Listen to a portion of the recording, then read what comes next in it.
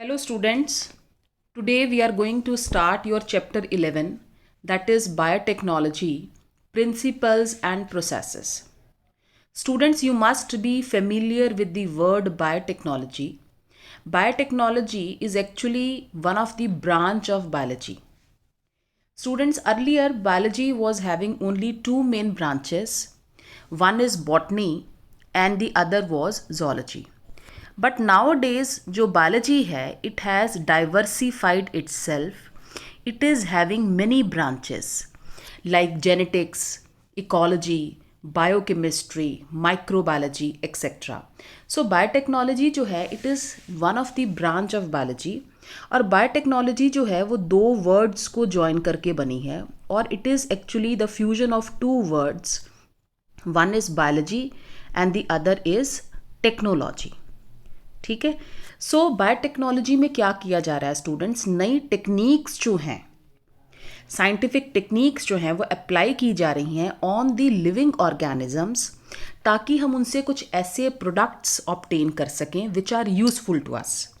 So in biotechnology, new techniques they have been applied on the living organisms so that we can get some products which are useful to us. Students, today we are going to discuss in detail on the principles of biotechnology and I will here give you a brief introduction of this chapter, that is biotechnology, principles and processes. Now, what is biotechnology?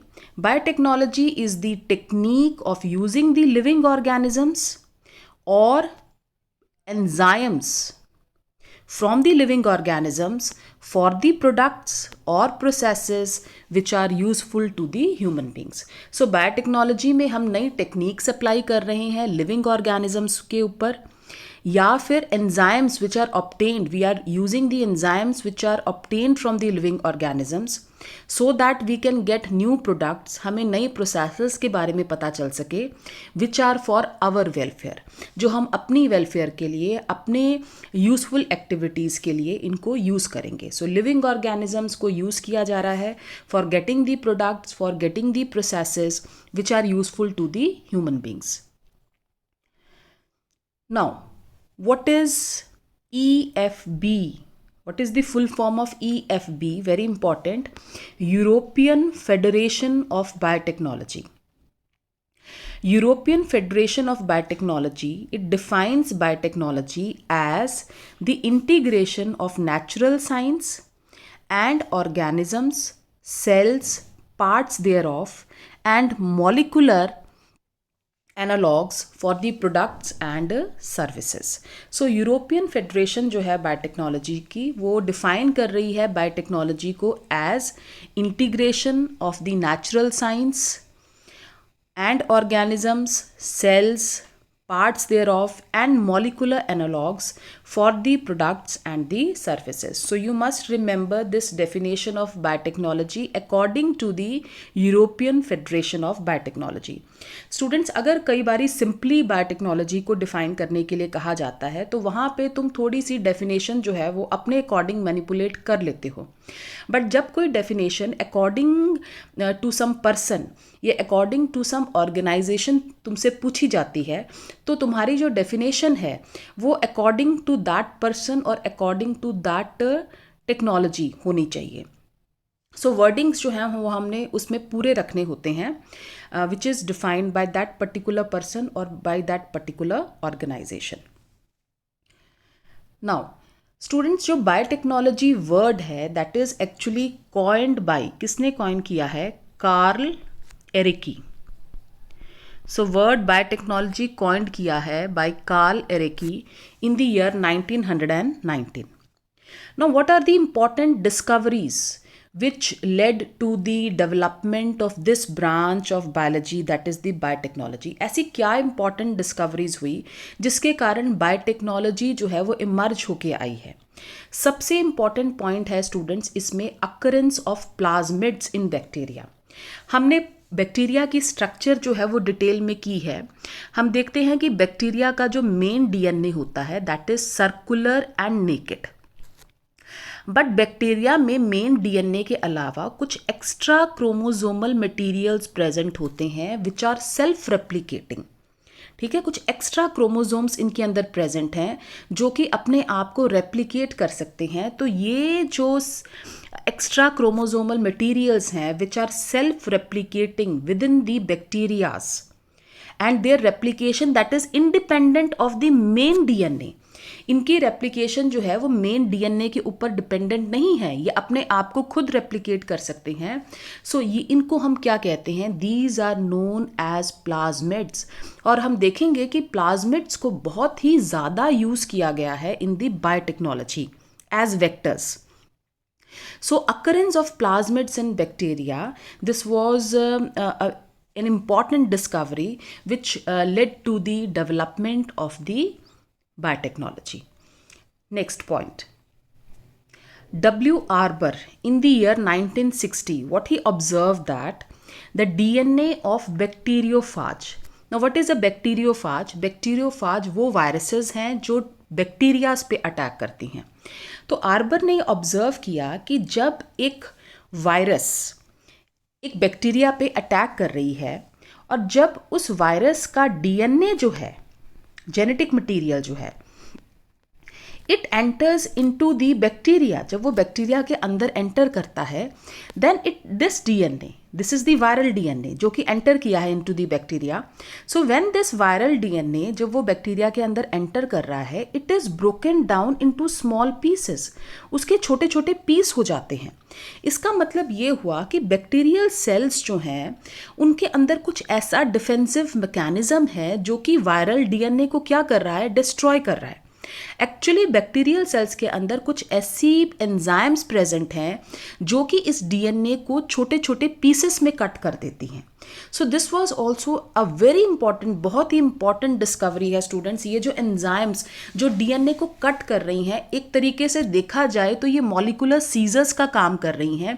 जैसे हम seizures जो है वो कपड़ा काटने के लिए use करते हैं या किसी भी चीज़ को काटने के लिए यूज़ कर रहे हैं, सिमिलरली सेल्स के अंदर डीएनए को कट करने के लिए कुछ पर्टिकुलर एंजाइम्स हैं जिन्हें हम मॉलिकुलर सीजर्स कहते हैं। तो मॉलिकुलर सीजर्स की जो डिस्कवरी है, ये पता लगाना, this was also an important discovery which led to the development of the biotechnology. So W Arber ने ये ऑब्जर्व किया कि जब एक virus it is attacking on a bacteria and when its DNA it enters into the bacterial cell, then its DNA it is broken down into small pieces. It means bacteria के अंदर कुछ ऐसे defensive mechanisms हैं, कुछ ऐसी particular enzymes हैं जो कि उसके डीएनए को छोटे छोटे पीसेस में ब्रेक कर रही हैं। एक्चुअली बैक्टीरिया के अंदर मॉलिकुलर सीजर्स प्रेजेंट्स हैं, enzymes present हैं which is cutting this DNA into these small fragments. So this was also one of the most important discovery. Next, Arbour, Nathan and Hamilton Smith, इन्होंने isolate किया पहली restriction endonuclease. Now what is restriction endonuclease? अभी students मैंने बताया कि जब एक viral DNA enter करता है into the bacterial cell, then that DNA that is cut into small pieces because कुछ molecular seizures present हैं और ये molecular seizures actually क्या हैं, enzymes हैं जो कि कट कर रही हैं डीएनए को। तो ये जो molecular seizures हैं, these are restriction endonuclease। तो ये enzymes हैं जिनको हम molecular seizures कहते हैं जो कि डीएनए को कट कर रही हैं। रिस्ट्रिक्शन का मतलब होता है ये पर्टिकुलर साइट पे जाके, एक पर्टिकुलर प्लेस है वहां पे जाके इन्होंने डीएनए को क्या करना है, कट करना है। सो आर्बर, नेथन और हैमिल्टन स्मिथ ने पहली रिस्ट्रिक्शन एंडोन्यूक्लियस एंजाइम आइसोलेट की from which bacteria, Haemophilus para influenzae, which can break the DNA at specific sites. ठीक है, पर्टिकुलर साइट पे जाके, कहीं पे भी जाके नहीं कट कर सकती, उसने उसकी एक पर्टिकुलर रिकॉग्निशन साइट्स हैं। जैसे ये डीएनए है तो कुछ पर्टिकुलर रिकॉग्निशन साइट्स हैं, ठीक है, इन रिकॉग्निशन साइट्स पे आके ही इस डीएनए को ये एंजाइम क्या करेगी, कट करेगी. सो इसीलिए इन एंजाइम्स को हम क्या कहते हैं, रिस्ट्रिक्शन एंडोन्यूक्लियस एंजाइम कहते हैं. And these enzymes they are called as molecular scissors. तो अगर तुमसे कोई पूछे what are molecular scissors, so molecular scissors are the restriction endonuclease enzyme. और जो पहली रिस्ट्रिक्शन एंडोन्यूक्लियस एंजाइम थी, that was isolated from the bacteria Haemophilus parainfluenzae. Next, Paul Berg in the year 1972, he introduced a gene of SV40 into a bacterium with the help of lambda-phage. Lambda phage is the name of the virus. So Paul Berg ने सबसे पहले एक gene SV40 insert की into bacteria with the help of a virus, and for this Paul Berg he was awarded Nobel prize in the year 1980, and he is considered as the father of genetic engineering. Students, recombinant DNA technology, that is also known by the name genetic engineering, and who is the father of genetic engineering? Paul Berg. He is the father of genetic engineering. Now, biotechnology, it deals with microbes mediated. देखो, हमने living organisms को use कर रहा है अपनी benefit के लिए, अपने वेलफेयर के लिए. तो माइक्रोब्स मीडिएटेड प्रोसेस है. जैसे स्टूडेंट हमने लास्ट चैप्टर में पढ़ा कि किस तरीके से माइक्रोब्स को यूज़ किया जा रहा है हाउस होल्ड प्रोडक्ट्स में, इंडस्ट्रियल प्रोडक्ट्स में. हमने देखा कि माइक्रोब्स की हेल्प से कर्ड की मैन्युफैक्चरिंग हो रही है, चीज़ की मैन्युफैक्चरिंग हो रही है, कई तरीके के एंटीबायोटिक्स बनाए जा रही हैं, बिवरेजेस बनाई जा रही हैं. सो इसी के साथ, तो अगर हम ये कहें कि बायोटेक्नोलॉजी क्या एक नई ब्रांच है, नो. बायोटेक्नोलॉजी जिसमें लिविंग ऑर्गेनिजम्स को यूज किया जाता है अपनी वेलफेयर के लिए, it is as old as human civilization. क्योंकि काफी लंबे टाइम से we are using the microbes for our welfare. Curd की मैन्युफैक्चरिंग हो गई या अल्कोहलिक बिवरेजेस हो गई, ये काफी लंबे टाइम से चली आ रही हैं हमारे इंडिया में. So biotechnology that is not a new branch, it is as old as human civilisation. Now biotechnology it deals with, हम देखेंगे कि test tube baby programme, in vitro fertilisation के साथ भी ये डील कर रही है.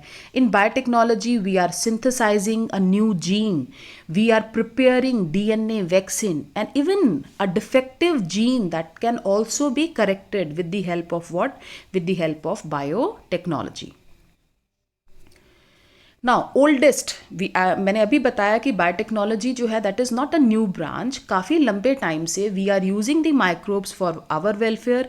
फॉर एग्जांपल, ये जो साउथ इंडियन फूड्स हैं वहाँ पे माइक्रोब्स को यूज़ किया जाता है. फर्मेंटेशन एक बहुत ही यूजुअल प्रैक्टिस है. पुराने टाइम में जब लोग फ्रूट जूसेस एक्सट्रैक्ट करते थे तो उसको स्टोर करके रख दिया करते थे, तो फर्मेंटेशन हो जाती थी. फर्मेंटेशन जो है वो एक तरीके का प्रिजर्वेशन का भी काम करता है. ठीक है, तो फ्रूट जूसेस को फर्मेंट करने के लिए रख देना. कर्ड की मैन्युफैक्चरिंग हो गया, ब्रेड की जो है मैन्युफैक्चरिंग है, that is done with the help of what, micro organisms. Similarly students, जो अल्कोहलिक बेवरेजेस हैं, फ्रूट जूसेस को फर्मेंट करके जो अल्कोहलिक बेवरेजेस तैयार की जा रही हैं, here we are also using what, here we are also using the microbes. So application of fermentation, so in the production of wine and other alcoholic beverages, that is also a biotechnological techniques. So biotechnology that is very old, it is not a new branch. आजकल और ज़्यादा जो है वो uses biotechnology के किए जा रहे हैं, जैसे कि किसी जीन को करेक्ट कर देना, ठीक है, जेनेटिक डिसऑर्डर्स को ठीक करने की कोशिश करना, नई वैक्सीन्स की मैन्युफैक्चरिंग करना with the help of biotechnology. So these are the new applications of biotechnology. Now very important, what are the principles. Biotechnology जो है वो किन दो प्रिंसिपल्स के ऊपर बेस्ड है students, this is also very very important. ये तुम्हें दोनों प्रिंसिपल्स जो हैं वो पता होने चाहिए. पहला है genetic engineering, the technique in which genetic material is chemically altered, introduced into host organism to change the phenotype. ठीक है, यहाँ पे हम मैनिपुलेट कर रहे हैं जीन्स को, हम जीन्स को एक्सट्रैक्ट करते हैं, उसको थोड़ा सा चेंज कर देते हैं, फिर हम उसको होस्ट के अंदर इंसर्ट कर रहे हैं ताकि होस्ट का जो फिनोटाइप है, उसकी जो अपीयरेंस है वो चेंज हो जाए। तो यहाँ पे मैनिपुलेशन हो रही है जीन्स की या जेनेटिक मटेरियल को केमिकली ऑल्टर किया जा रहा है, उसको चेंज किया जा रहा है। और जब वो ऑल्टर्ड जेनेटिक मटेरियल हम होस्ट के अंदर इंसर्ट कर रहे हैं तो नेचुरली होस्ट जो है that will also change, host will also change it's phenotype. So this is the first principle of biotechnology, that is genetic engineering. दूसरी चीज़ क्या है स्टूडेंट्स? बायोप्रोसेस इंजीनियरिंग, जिसको हम बायोकेमिकल इंजीनियरिंग भी कहते हैं। बायोप्रोसेस इंजीनियरिंग या बायो केमिकल इंजीनियरिंग, इसमें क्या किया जा रहा है? Maintenance of sterile ambience in chemical engineering processes for growing the desired microbe eukaryotic cell in large quantities for the manufacture of a particular vaccine or enzyme। दूसरी important चीज़ क्या है students genetic engineering में या biotechnology में, कि इसमें जो हमारा एनवायरनमेंट होता है, जो सारे के सारे ये जो स्टेप्स हैं, प्रोसेसेस हैं, they are done in sterile medium. किसी तरीके की कोई कंटामिनेशन जो है वो नहीं होनी चाहिए, बिकॉज अगर कोई कंटामिनेशन हो गई, फॉर एग्जांपल हमने स्टूडेंट्स देखा है कि अगर हमने एसिटिक एसिड जो मैन्युफैक्चर करना है, तो एसिटिक एसिड की मैन्युफैक्चरिंग के लिए we need the bacteria Acetobacter.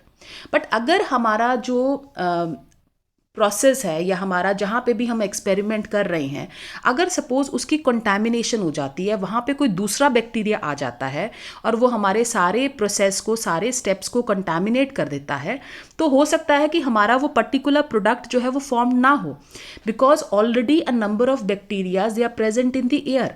तो बायोटेक्नोलॉजी में स्टूडेंट्स सारे के सारे एक्सपेरिमेंट्स जो हैं, इवन जितना सामान यूज़ किया जा रहा है, जितना एपरेटस यूज़ किया जा रहा है, ठीक है, even scientist they are sterilizing their hands at the time of experiments, ताकि जो हमारा प्रोसेस है वो कंटामिनेट ना हो। तो पूरी की पूरी स्टेराइल कंडीशंस जो हैं वो रखी जाती हैं, किसी तरीके की कंटामिनेशन नहीं होनी चाहिए, ताकि हमारा जो डिज़ायर्ड माइक्रोब है वही ग्रो कर सके और वो पर्टिकुलर वैक्सीन या एंजाइम की मैन्युफैक्चरिंग कर सके।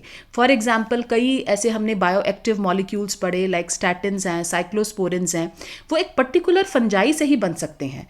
तो हमारे उस कल्चर मीडिया के अंदर वो पर्टिकुलर फंगस होना चाहिए ताकि वो पर्टिकुलर बायो एक्टिव मॉलिक्यूल बन सके। अगर हमारा कल्चर मीडिया किसी दूसरे बैक्टीरिया से, किसी दूसरे फंजाई से कंटामिनेट हो गया, तो हमारा जो डिज़ायर्ड फंगस है वो ग्रो नहीं कर पाएगा और हमारी वो प्रोडक्ट की फॉर्मेशन जो है वो नहीं हो पाएगी। तो कई बारी ये जो एक्सपेरिमेंट्स हैं वो इसलिए फेल हो जाते हैं बिकॉज कंटामिनेशन हो जाती है।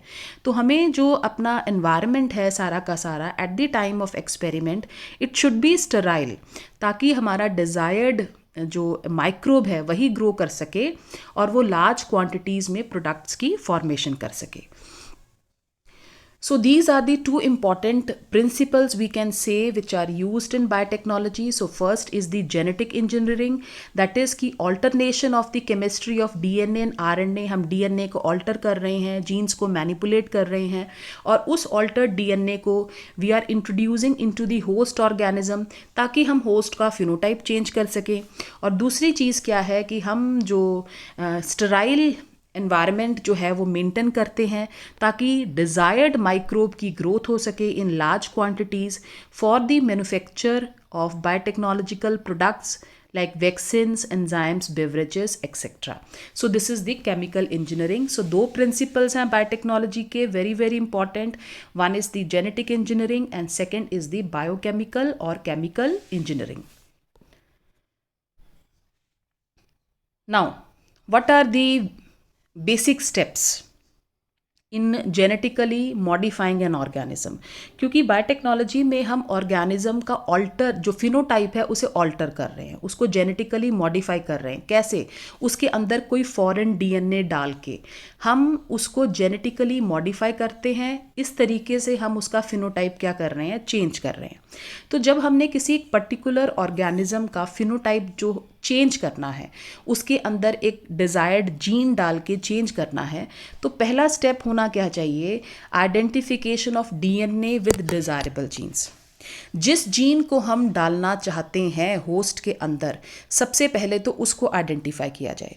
स्टूडेंट्स, हाइब्रिडाइजेशन भी की जाती है। हाइब्रिडाइजेशन में भी हम दो डिफरेंट स्पीशीज़ को आपस में क्रॉस करते हैं, बिकॉज हमें एक की कुछ वेराइटीज़, कुछ ट्रेड्स अच्छे लग रहे हैं, हमें बी के भी कुछ ट्रेड्स बहुत पसंद हैं। हम चाहते हैं कि एक ऐसी वैरायटी बने जिसमें इन दोनों के ट्रेड्स जो हैं वो अच्छे ट्रेड्स जो हैं वो आ जाएं। तो इसके लिए हम क्या करते हैं, हम अपनी कन्वेंशनल जो टेक्निक्स हैं जैसे हाइब्रिडाइजेशन करते हैं। बट कई बारी स्टूडेंट्स, होता क्या है कि जब हम हाइब्रिडाइजेशन करते हैं तो हम चाहते हैं कि डिज़ायर्ड जीन्स का कॉम्बिनेशन हो, बट डिज़ायर्ड जीन्स के साथ साथ कई बारी अनडिज़ायरेबल जीन्स भी कंबाइन कर जाती हैं। फॉर एग्जांपल, हमने पढ़ा है कि कार्पेनचेनको ने पहला एलो पॉलीप्लॉइड ऑब्टेन किया था, ठीक है, रेफेनो ब्रासिका। तो वो ब्रासिका कैम्पेस्ट्रिस और रेफेनस सेटाइवस दोनों के कैरेक्टर्स जो था वो चाहता था कि एक का रूट सिस्टम आ जाए, कि रेडिश जो है उसका रूट सिस्टम आ जाए और जो कैबेज है उसका शूट सिस्टम आ जाए। तो ये उसके डिज़ायर्ड कॉम्बिनेशन थे। वो ये चाहता था कि एक ऐसा प्लांट ऑब्टेन हो जो ज़मीन के नीचे जो है वो रेडिश थे और ज़मीन के ऊपर जो है वो कैबेज थे। तो वो इन डिज़ायरेबल जीन्स का कॉम्बिनेशन चाहता था, बट एक्चुअली जीन्स जो हैं वो उल्टे कंबाइन कर गए। अनडिज़ायरेबल जीन्स की क्या हो गई, कॉम्बिनेशन हो गई। तो ये जो हैं, these are the harmful effects of the hybridization. But biotechnology का यही बहुत इंपॉर्टेंट यूज़ है कि बायोटेक्नोलॉजी में हम डिज़ायरेबल जीन्स, जो हम जीन चाहते हैं कंबाइन हो, उसको हम एक्सट्रैक्ट करके उसे होस्ट के अंदर इनकॉर्पोरेट कर सकते हैं। So this is one of the benefit of the biotechnology. So identification of DNA with the desirable genes. Second, introduction of the identified DNA into the host. और तीसरा क्या है, maintenance of the introduced DNA in the host and transfer of the DNA to its progeny. सबसे पहले तो हमने उस DNA को आइडेंटिफाई करना है जिसके अंदर डिज़ायरेबल जीन्स हों, क्योंकि हम अभी बता दिया कि जो ट्रेडिशनल हाइब्रिडाइजेशन टेक्निक्स हैं they led to inclusion and multiplication of undesirable genes and desirable genes. Genetic engineering में हम डिज़ायरेबल जीन्स को इंट्रोड्यूस कर सकते हैं इनटू दी होस्ट सेल। तो पहले तो हमने डिज़ायरेबल जीन्स जो हैं उनको आइडेंटिफाई करना है, फिर हमने उन डिज़ायरेबल जीन्स को इंट्रोड्यूस करना है इनटू दी होस्ट। ठीक है, सपोज़ ये हमारा ये जो है डिज़ायरेबल जीन है, हमने उसे प्लाज्मिड के साथ ज्वाइन करवा दिया और अब हम इस प्लाज्मिड को इंसर्ट कर रहे हैं इनटू दी होस्ट सेल।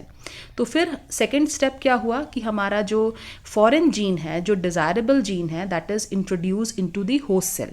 और यूजुअली ये जो इंट्रोडक्शन है, फॉरेन जीन की इंट्रोडक्शन जो की जा रही है into the host cell, that is done with the help of plasmids. अभी मैंने बताया कि प्लाज्मिड्स एक्स्ट्रा क्रोमोसोमल मटेरियल्स होते हैं बैक्टीरियाज में, और इसे बायोटेक्नोलॉजी में बहुत ज़्यादा यूज़ किया जाता है। ये वेक्टर्स का काम करते हैं। जैसे मलेरिया को फैलाने के लिए मॉस्किटो जो है वो वेक्टर का काम करता है। मॉस्किटो जो है वो इन्फेक्टिव स्टेज को स्प्रेड कर रहा है from one human being to another human being. इसी तरीके से प्लाज्मिड्स जो हैं वो बायोटेक्नोलॉजी में बहुत ज़्यादा यूज़ किए जा रहे हैं for inserting the foreign gene into the host cell. So host cell के अंदर किसी भी फॉरेन जीन को डालने के लिए प्लाज्मिड्स दे आर यूज्ड।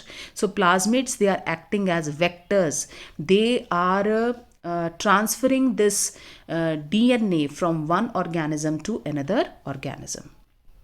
तीसरी चीज़ क्या है कि हमने अपना फॉरेन डीएनए जो है वो इंसर्ट कर दिया है इनटू दी होस्ट सेल, ठीक है, उसके बाद क्या होगा कि हमने कोशिश ये करनी है कि जो हमारा फॉरेन डीएनए है वो हम ऐसे पार्ट के साथ, क्योंकि हमारा जो foreign DNA that can not replicate itself, वो अपने आप रेप्लिकेट नहीं कर सकता। तो इसलिए हमने उसे क्या किया कि जैसे हमारा ये जो फॉरेन डीएनए था, this is the host cell. Suppose host cell mostly क्या होती हैं, बैक्टीरियाज हैं, ई कोलाई यूज़ किया जाता है। तो ये हमारा फॉरेन डीएनए था। फॉरेन डीएनए हमने डायरेक्टली जो है वो ऐड नहीं किया इनटू दी होस्ट सेल। हमने क्या किया, उसे प्लाज्मिड के साथ ज्वाइन करके, suppose this is the plasmid, हमने इन दोनों को आपस में अटैच कर दिया। बिकॉज ये फॉरेन जीन जो है ये अपने आप रेप्लिकेट नहीं कर सकता, because it is not having origin of replication, इसके पास ओरिजिन ऑफ रेप्लिकेशन नहीं है। इसलिए हमने अपना ये जो फॉरेन डीएनए था ये प्लाज्मिड के साथ अटैच किया। प्लाज्मिड में क्या होता है students, ORI which is the origin of replication that is present. तो जैसे हमने ये प्लाज्मिड हम इंसर्ट करेंगे इनटू द बैक्टीरियल सेल, तो जैसे जैसे ये प्लाज्मिड रेप्लिकेट करेगा, हमारा ये जो फॉरेन डीएनए है, क्योंकि फॉरेन डीएनए हमने प्लाज्मिड के साथ इंसर्ट कर दिया है, सो हमारा फॉरेन डीएनए भी क्या करेगा, रेप्लिकेट करेगा। So this is very important कि जो फॉरेन डीएनए है उसे होस्ट जो सेल है, होस्ट जो डीएनए है उसके साथ इंटीग्रेट किया जाता है, ताकि जैसे जैसे होस्ट मल्टीप्लाई करे वैसे वैसे हमारा वो जो फॉरेन जीन है that should also replicate. Now students, the process of joining and inserting a foreign piece of DNA into host organism to produce new genetic combination that is known as recombinant DNA technology. और first recombinant DNA किसने produce किया था, very very important, it was produced by two scientists Stanley Cohen and Herbert Boyer in the year 1972.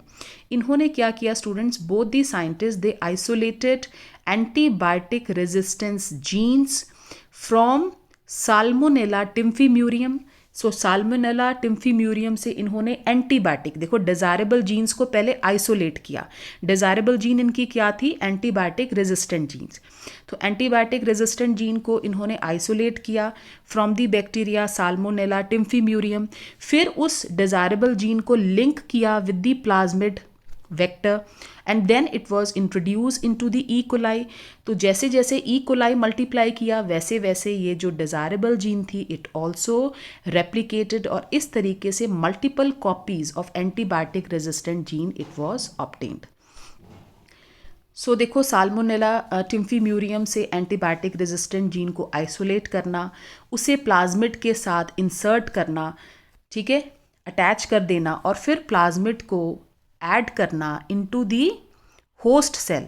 So now when the host cell it will multiply, जैसे जैसे host cell multiply करेगी वैसे वैसे हमारी antibiotic resistant gene है that will also replicate, और इस तरीके से multiple copies of antibiotic resistant gene it will be obtained.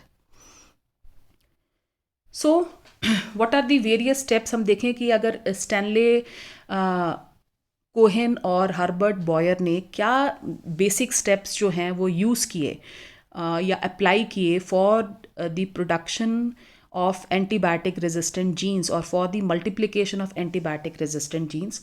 सो सबसे पहला है आइसोलेटिंग जिनोमिक डीएनए, फिर फ्रेगमेंटेशन ऑफ डीएनए, फिर स्क्रीनिंग की जाएगी डीएनए फ्रेगमेंट्स की, फिर उसकी इंसर्शन की जाएगी फॉरेन डीएनए की विद द वेक्टर, फिर वेक्टर को इंट्रोड्यूस किया जाएगा इनटू द होस्ट, सेल्स की कल्चरिंग की जाएगी, और जैसे जैसे सेल्स मल्टीप्लाई करेंगे वो हमारा डिज़ायर्ड जीन है that will also multiply, and now the host cell it will get transformed.